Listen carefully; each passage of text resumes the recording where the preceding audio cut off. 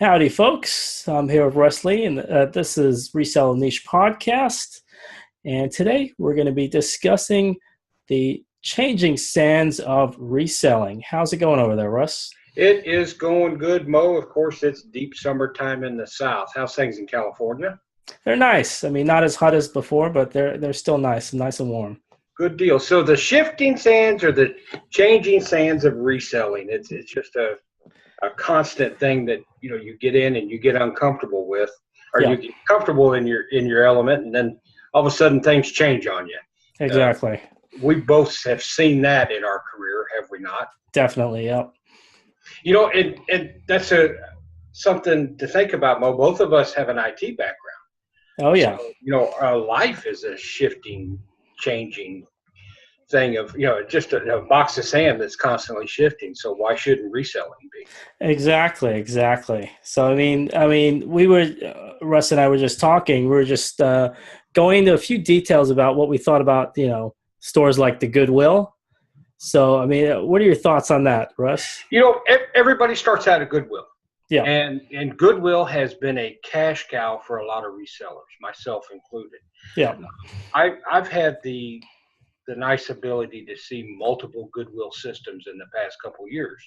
And I've seen them all change over to their current model that seems to be sweeping the nation. Number one, they're raising prices. Yeah. Everybody can agree Goodwill's raising prices.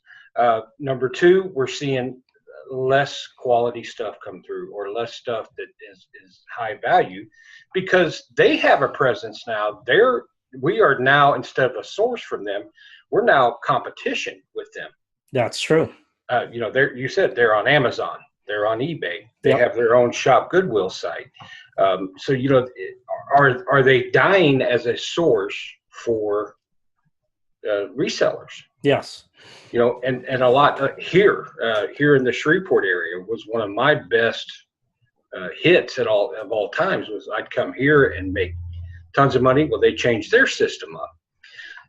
Down in Tampa, the Tampa system was really struggling. They're a $3.5 billion a year company. They are privately held, or no, they're not public. They're privately held. They are not a charity, so to speak. It is a donation based. But when you're seeing those type of things change, and we see it a lot on the boards on Facebook and in the groups, Mo. Oh, my Goodwill raises prices. Well, that cuts into How many times have we seen that in the past year? Oh yeah, and you're going to see it more. So I mean, yeah. And I really believe they're changing their model from, and this is my own opinion, they're changing their model from the store retail operation, because we all know where retail's going. Yeah. To more of the outlets, to where it's just they touch that stuff less. It takes less people to do that. It takes less time and less money to touch just bulk items like that. Throw it out there and throw it by weight, or sell it by weight. We have to remember that Goodwill, every item they have was donated. That's right. So their cost of goods is really low on their items. So yeah, I think what's happening with Goodwill, and you're going to see this more and more, like especially like what you just said, one of your honey holes has now shifted. It's no longer, it's still there, but it's shifted focus. I'm guessing was that a bin, or was that a store? Both, actually. There were some good stores here, but they had one of the most outstanding bins in the country here, because they didn't go by weight. They just look at your cart and say, $5. Gotcha. And it was literally in a warehouse, huge warehouse, and just you sorted through Gaylords. And I loved it because there'd be like 10 people in the whole place. Nice. So there doesn't seem to be a lot of hardcore resellers here in the Shreveport area. Yeah. I think what's happening, I guess, like any other Target, Walmart, any of these, you've got managers that come in, they assess the situation, and they switch up. And then I think, again, alluding to what you said earlier, we are not only sourcing from the Goodwill and other thrift places, but with Goodwill, we are now their competition. They're our competition. Right. For example, like I just recently got an Instagram. So did you. And we are now being followed by Goodwills. I get I put up a picture and then all of a sudden I get a like from a Goodwill. Do you remember even just a few years ago, you didn't tell Goodwill you were a reseller? No. And today you can walk in, our buddy Chris suggests walking in, buying a bunch of stuff and say, hey, I'm a reseller. Yeah. They do. They will cater, some still do, some won't. Yeah. The general, but I've seen the change where even they'll try to cater to the reseller. Yeah. And the outlets do that. They know that, 90% of the outlets, or the people that go to outlets, are resellers. I mean, yes. Who has the ability all day long to go and dig through bins? I mean, in our area, it's kind of not really like that. I mean, what they have is exactly what you're saying. There's people, when I've only been to bins around my area once or twice, but every time I rolled up there were 4 or 5 box trucks open. There's employees and there's a guy standing with a cell phone. So he's maybe the manager or whatever that's buying the stuff, and they're loading them up, and the pallets are, they're getting loaded. So it's a process that they know about, that they're set up for. He's buying in bulk. Yeah. Yeah. And you can see that, and there was such a difference. And what people also have to understand about Goodwill is each system or each area is its own entity. That's the interesting part. Yeah. Yeah. They are covered by the umbrella, but, being down in the Tampa and Orlando area, like I was, there was an article in the Tampa Tribune this spring about the Suncoast Tampa Goodwills and the trouble they were in financially. Okay. But yet, and they were kind of blaming the CEO. And I knew people that worked for the system or worked for Goodwill because we went to the WAN pays a lot. Yeah. And so, they were really cutting staff, cutting costs, trying to bring their revenue back up. However, in this article, they talked about that the Orlando system was killing it. They had, in the same time period, they had made like 35 million more. Okay. Than the Tampa area, and you're talking about the same population. So I shifted to where I didn't even go to the Goodwill stores in the Tampa system anymore. Gotcha. But man, when I went up to the Orlando stores, I'd nail it. There was always stuff in there that I could flip, whether it be books. I saw a bike one time for $100. I didn't get it, but it was a $400 bike. Yeah. So there's still those systems out there. There's still those ones out there. So you have to remember that just because if you hear one system going that way, doesn't mean yours is. Yeah. But to the audience listening and listen on YouTube, if your Goodwill's one of the good ones, run it hard, buddy, because it could change in an instant. That's right. And I guess another thing, kind of alluding to what you just said there, I've heard a couple people say this. They're kind of, I don't know how they're grouped up. I don't think it's by state or even by county maybe. But if you can, and this is maybe a tough thing to do, if you can find out what is the grouping for your Goodwills. Is it only, my city and this neighboring city, or is it like this half of the state? If you can find that out, and if that's a good area, then you can kind of go to town. Because I know just in the Bay Area, it looks like they're owned by 2 separate entities.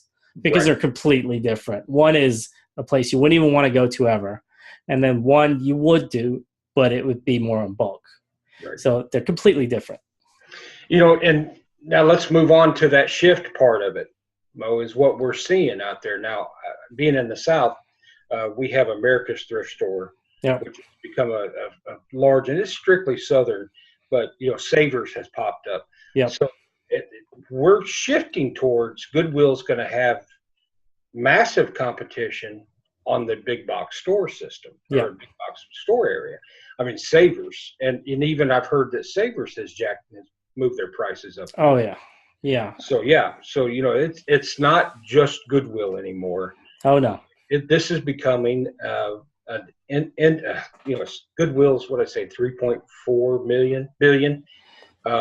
So altogether, what do you think the total is? the economy driven of this $20-25 billion. Easily. Because I mean, if you've got to talk about, guys, older guys like Salvation Army, St. Vincent de Paul's. Right. I mean, these guys are. I mean, in California, Northern California, they're still around. What I have noticed is the savers, like you said, the prices have always been high, and they only go one direction. They only get higher. Yeah, they don't. Right. They have their sale days, they have their tag days, and they have their percentage off if you bring them items, which, Yep. Do that every time to get Yep. that tag. Resell is real good about pushing that. Oh, yeah. Bring your leftovers in. Yeah.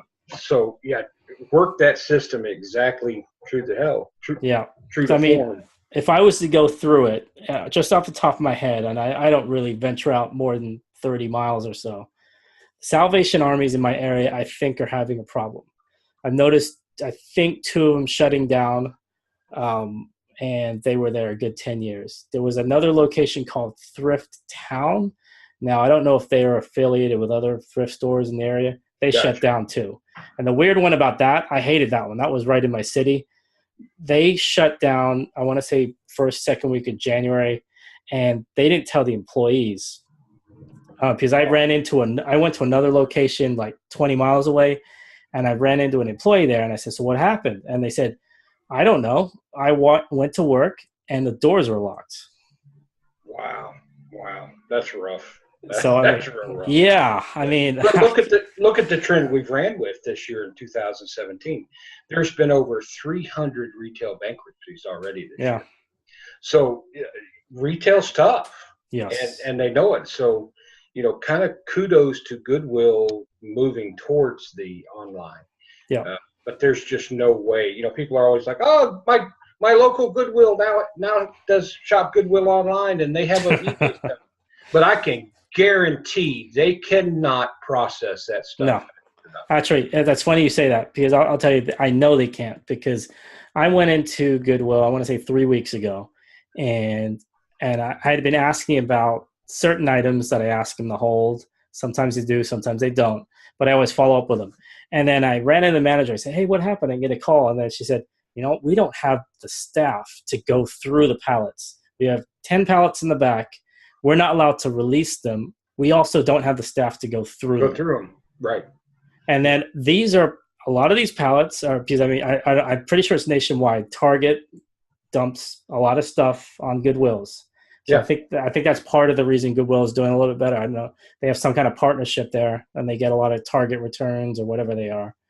And it must be something. Florida, they've turned into almost like a Big Lots. I'm sorry, Florida in the Tampa area. Okay. The Goodwills are pretty much like a Big Lot now. Yeah, you see those green stickers on the stuff. Yeah. Yeah, and you see, and that may be the model they're changing, but it is. And even with the eBay stuff, it's funny you mentioned that too, because I had there was a lady that I was watching from a distance, and they have those glass counters, and then she was pointing to something, and then the manager pulled out this big bag of jewelry. It was marked like $60 or something like that. It was like a grab all, but it had eBay written in big letters on it. And then the lady said, "I just want this," and she was pointing to one bit of it. And then the manager said, "Look, I'm sorry. This is going to eBay. We haven't listed it yet because we don't have the employee is in here this week. You either buy the bag or this is going to be gone tomorrow." So, they're open about it, at least in my store, local store, but it's a process. And in the past, I have purchased from shopgoodwill.com. Same here. Yeah. And especially I liked when I was in Mobile, Alabama, because they had all of their game systems and everything went to their online. And still, I wasn't picking them up for $5 and $10, but I was picking them up for 15 or 20. Yeah. And I would do local pickup.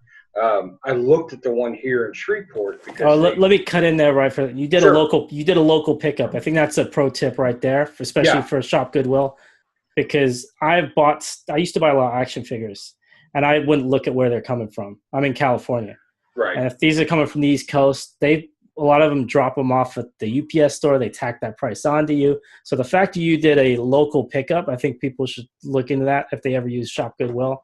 You save a ton of money. You do. Well, yeah, you do. And I looked at that when I first got here to Shreveport. And what I noticed was they were doing the shipping and handling. Yeah. And then local pickup, $2 fee. And I'm like, okay, I got you now. You know, another, you know, the old bank. So you want to put money in our bank? We're going to have to charge you for that. There you go. Yeah. And, you know, I think everybody starts out at the thrift stores, and they are still, I love, that's part of the business I love, going in on the hunt and what you're going to find. And on that. So the shifting part of it is, you know, one quick, I don't like to be strong on it, but, you know, let's quit complaining about Goodwill raising their prices. Yeah. I've never seen prices drop in my entire life. I mean, I was told, I'm not a super big box store owner, but I've heard there's one way to make money or increase the money you're making, and that's to increase prices. That's life. Yeah. You know, we've seen very few things go down over time. Yeah. Over long haul time. So prices are going to increase. Find your other sources. Yeah. And you know, that's the shifting part of it about just being on eBay. You know, you and I have spoken at length about the other aspects. I mean, Facebook, Let Go, OfferUp. Yeah, there's a million of them. I mean, Mercari, Poshmark. I mean, Amazon. Even Amazon, if you look at Amazon, they're not the Amazon of 5 years ago, 10 years, 20. I mean, they've been around over 20 years now. I mean, there's a few things, that I didn't even know. Someone was telling me the other day that they had gone into the auction business 10 years ago, maybe. I don't know when it was. Before they did FBA, they tried to compete with eBay as an auction site. And it didn't work because they don't have it now, so I'm guessing it didn't work out. But I mean, I mean, as we're talking about the change in things, I think that's what's going to happen. You're going to see like Goodwill going online with their own auction site. eBay, I mean, eBay is probably the one site that I've seen that's been relatively consistent. I mean, they've changed the types of clientele. They've, maybe definitely increased their pricing and what they're charging us. But there's a lot of other competitors out there. I mean, Mo, what was now Amazon's the largest company in America. Yeah. Right. What was the largest company 15 years ago, turn of the century? Oh, okay. Are you talking about obviously just overall? Walmart. Yep. And then who was before them? General Electric. General Electric. Okay. Like Ward's, Sears. Ward's, I as a kid, my family shopped at Kmart. Yeah. And I think I've told this story before about being in a meeting with a rack jobber that was dealing with Kmart, and they said, well, we're going to go to Walmart, and Kmart said, go ahead, you can't live without us. Because Kmart was bigger than Walmart at the time. They were the big boys, and they were showing their muscle. 100 years ago, Sears and Roebuck was a huge company. Yeah. So those eBay and Amazon will be replaced one day. That is a guarantee. Yeah. So and as it spreads and diversifies, what's the one you said? The Poshmarks. Yeah. The Mercari's, Let Go, OfferUp. I mean, the list goes. I mean, there's so many sites, to be honest, that I've heard of. I haven't even used. I've never used Poshmark. I've heard about them. I've dabbled at looking at the website. That's as far as I've gone. Poshmark.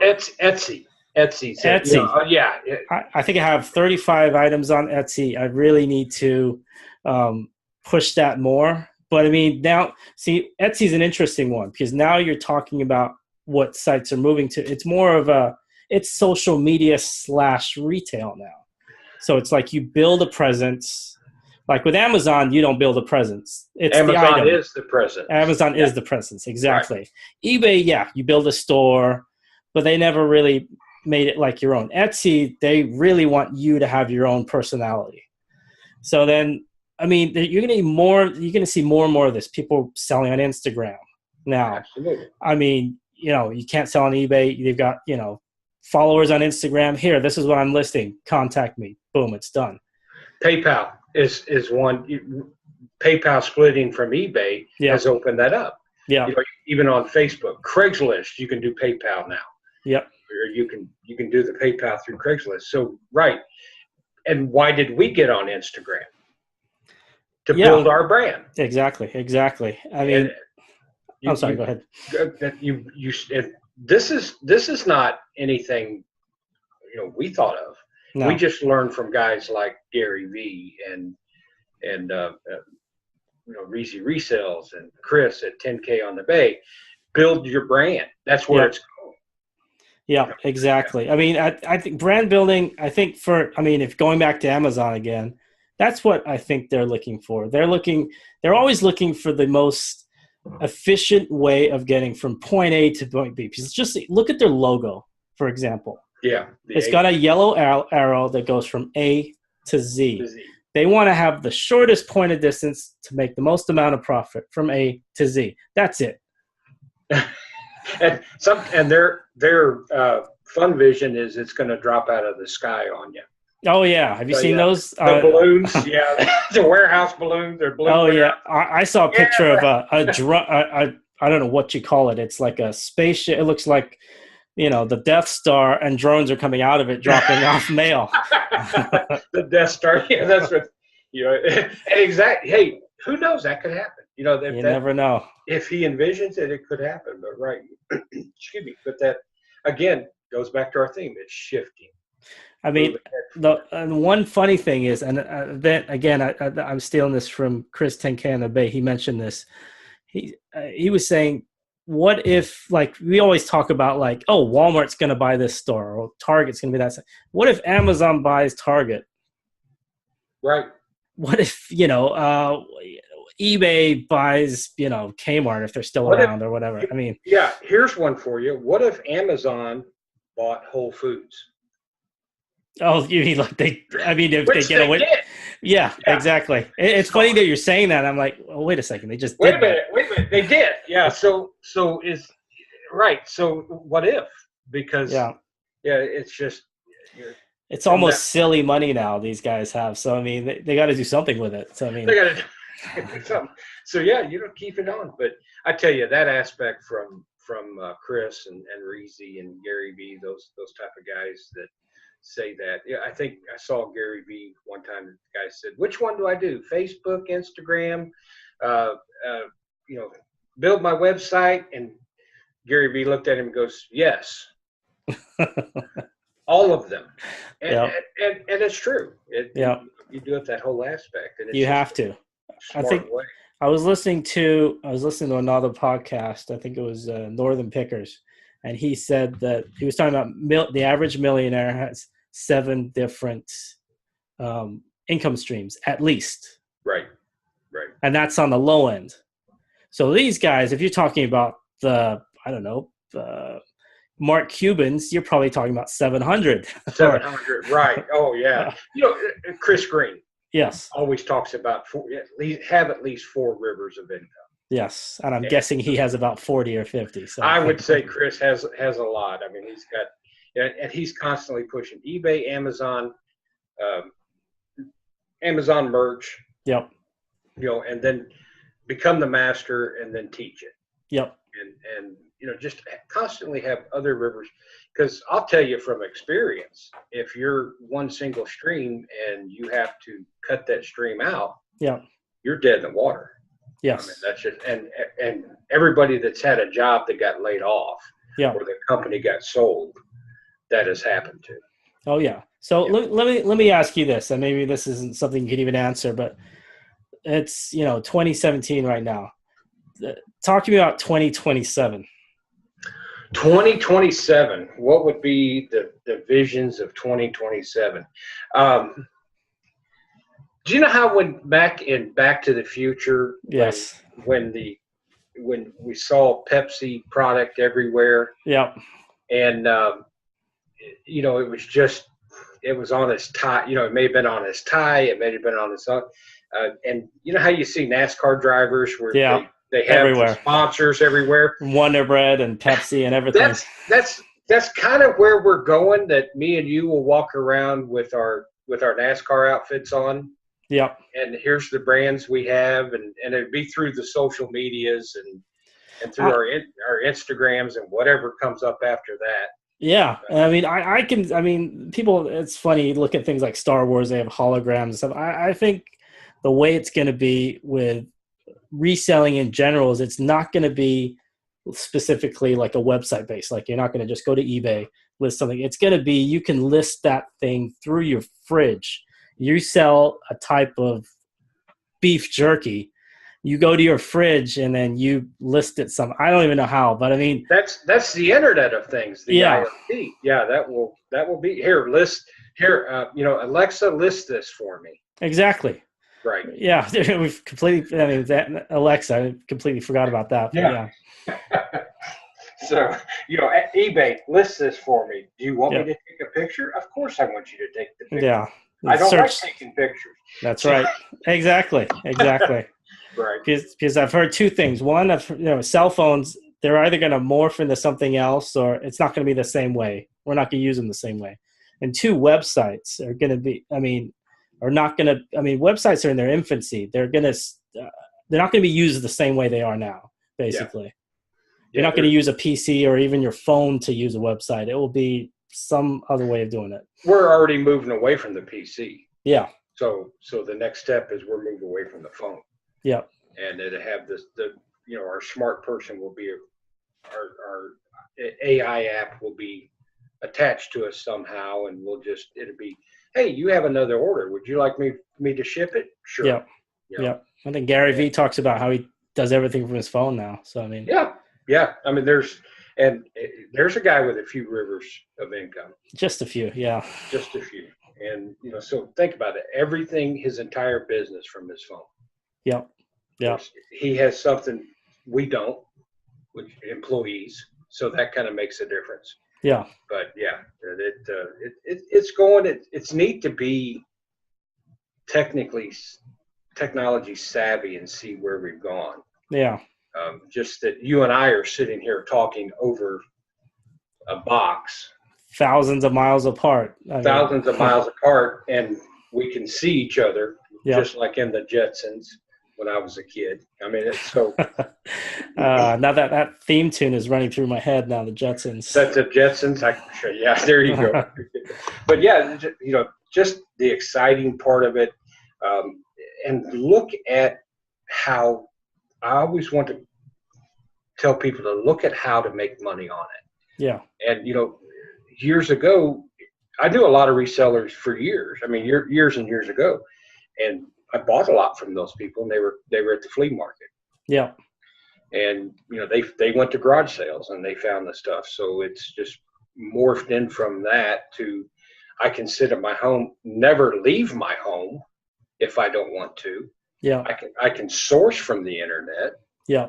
I can print the label, stick it out the box, and the mailman picks it up, and away we go. So that's pretty crazy if you think about it. I mean, it really is, Mo, isn't it? That it's just gone from the point of it should be easy. Yeah. Yeah. And as more people do it, it gets harder. Yeah. Yeah. So I guess we're coming back to what do we see as reselling moving forward? I'd say change, but I mean, the hard work, the figuring out how to list things, how to get things to people is not going to change. The way it's done is going to change. Yeah. The core of the business is still buy low, sell high. Yeah. That's never going to change. Or sell. And now Amazon has changed that somewhat to where it's buy low, sell with a profit margin, and then sell volume. Yes. Most resellers never had that opportunity until eBay and Amazon, and more specifically Amazon. Yeah, and I don't know who said this, but I think Amazon they described Amazon as the everything stock market. Yeah. So that's everything is a commodity, and there's push it down as low as possible, get it sold, move on to the next thing. And the gating, You know, we haven't spoke much about the gating issues. I mean, we both have been through and have seen in the past year they've really gated a lot of areas but for every item or for every category they gate, there are still thousands ungated. Yeah. So don't let that deter you. Don't ever let that deter you. Just go find one that's ungated. It's an efficiency. You always got to remember with businesses, as frustrating as it is for me and like everybody else, it's always an efficiency. Like, for example, I remember when I started on Amazon just a couple of years back, I missed the cutoff for DVDs. I can't sell DVDs on Amazon at all. And I was so frustrated by that. I'm like, this is the worst thing in the world. Until somebody explained it to me, like, well, I think it was around Christmas, maybe 2014. Somebody bought something they were buying either bootleg stuff or they were buying discounted stuff from Walmart below manufacturer pricing and illegal stuff. And that stuff is being sold on Amazon. It's got Amazon's name on it. It's being sold by Amazon. And now you got Sony coming after you. You've got who knows coming after you saying, what is this? And why are you selling it for $3? Right. Yeah, they still have law and rules that we have to understand and learn to deal with. And it's do they try to cut the little guy out? I don't believe that. They just try to protect themselves. No, I think we've just got to live, learn, move. Just keep moving, keep tweaking. Yeah, shift up, just go. Find the next one. Yes. Let's look at products. Yeah. A couple years ago, the yellow nerfs, man, I made killing on those yellow nerfs. The old school nerfs. I mean, it would just now there's one or two that can sell pretty good. Yeah. Some of the accessories, and I hadn't touched the blue nerfs, the new Strike Force or whatever. Yeah. Because I looked at them and I was like, I'm kind of into the old nerfs, and I knew those. I started looking at the blue nerfs, and bought one recently at a garage sale because I felt sorry for the kid. I bought some accessories from his brother, and said, "Yeah, give me those two for $10." Didn't even research them. Brought it back. One of them's worth like 90. So even the market changes constantly. Yeah, absolutely. What other kind of products can you think of that just sold hotcakes 2 years ago? Oh yeah. Well, what's gone up and down and back? I think it up and down again. It was for me. I started at action figures, and this is probably 2012. And I used to do a lot of toy fairs. So you go in, giant thing, all these tables. You could buy literally a bucket full of a big Tupperware thing full of Star Wars figures. Right. And I'm not talking about the early 80s. I'm talking about like the 90s, mid 90s to late 90s ones, 25 cents a piece, 50 cents a piece, like full sealed, right. Episode 1, I guess it would have been. And I just walked by the things. They were everywhere. 50 cents. One guy had them down for 25 cents. One guy had like a sign, I remember, said, "Take these, please." Nobody wanted them. Right. Fast forward 5 years, go to, the new movies come out. Now these things are going for $30 a piece. Yep. Yeah. I mean, it's just the way it goes. And the hardcore Star Wars fans, it's still not the, 1, 2, and 3 were not exactly great movies. Yeah, but they'll still collect it. Yeah. I think that the guys, my sister and brother-in-law, Terry and Ronna, they sold a Naboo something, one of the starships that they found. Okay. Sold it for like $200. Nice. And it's right. And now 10 years from now, who's to say that Star Wars may not be worth anything? Yeah. Yeah. I guess one thing, if you guys want to check out this going off base of the IPs, I really used to be in the action figures a lot. There used to be a show, you guys might remember it, called Toy Hunter. It was on Travel Channel or one of those. And this guy used to go out only buying action figures. So if you want to see cool 80s, 70s, 60s action figures, it's probably on YouTube somewhere. Toy Hunter. It's called Toy Hunter. This guy, I mean, he went to like Mexico and Canada and all over the place, just looking for vintage action figures. And that's a good point, Mo, because the stuff's still out there. Yeah. We've talked in the past about you just got to keep looking. Yeah. You'll hit your home runs. Definitely. Yeah, it's just you gotta be aware of it. You gotta have the research equals Yeah. knowledge equals profit. Yep. Because the omega juicers, but the omega type juicers. Recently ran across one for $25 at a pawn shop. Nice. Grabbed it, looked at the whole model, and said, "Okay, I can get 150 for it, or I can break it down in parts and get about 300 for it." Smart. So right, and the parts started selling. So it's just they're out. Everything's out there. Yeah. Still, Definitely. Don't get discouraged. People don't get discouraged on Goodwill's changing its model. Well, there might be a pawn store up there that needs the $25. Yeah. And to be honest, there's going to be a time where one of these stores is just going to shut down. They're going to just stop selling. Goodwill could turn into a boutique store. You don't know. In a hurry. Amazon could kick us all off tomorrow. You know what? We've got X, Y, and Z manufacturers coming directly to us. We don't need you anymore. That's probably going to happen eventually, but it's just business. Look at Nike. Exactly. A perfect example. Perfect. They could be going that way. And now the one piece of this puzzle we haven't talked about much is the core of garage sales. Okay. I think garage sales will never change. No. People want to get rid of their stuff. They want to make a little money, and they don't want to drag it in the garage at the end of the day. That's true. So, the garage sales, if you're having trouble sourcing, or you haven't found Goodwill, or haven't found some home runs, hit the garage sales. Yep. And then go out of I'm guilty of this. A lot of times I'll stay within a 5 mile, 8 mile radius. Get out, go 10 miles, get up at 5:30, 6 in the morning if you can. And drive an extra mile. Go to a city you've never been to before. Go to a garage sale, and you never know what you might get. Yeah, right. Yeah, you just in good neighborhoods and a little downtrodden neighborhoods, you just never know what you're going to run across. There was a story recently here out of Shreveport, Louisiana, where somebody went to a sale in a trailer park, and they found they verified it. It was a Picasso. Oh, jeez. $1.2 million. Nice. Now, buddy, if I ever hit a $1.2 million home run, you will never know about it, because that's going to you will know about it, but the general public would never know about I don't blame you there. Yeah. So, but